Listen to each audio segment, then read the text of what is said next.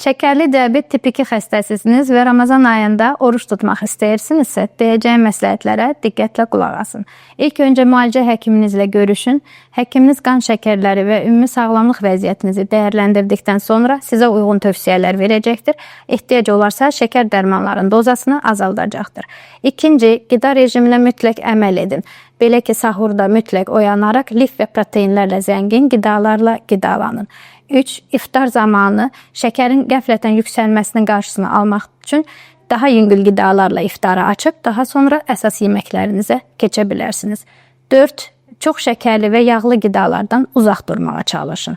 5. Su qəbul rejiminə əməl edin. İftardan sahura qədər mütləq bədən kütlənizə uyğun miqdarda hesablanmış maye və su qəbuluna əməl edin. 6. Mütəmadi olaraq qan şəkərlərinizi yoxlayın. Belə ki, şəkərin qəflətən düşməsi hipoglikemiya və yaxud da ki, yüksəlməsi hiperglikemiya müşahidə edərsinizsə, orucunuzu pozmalısınız.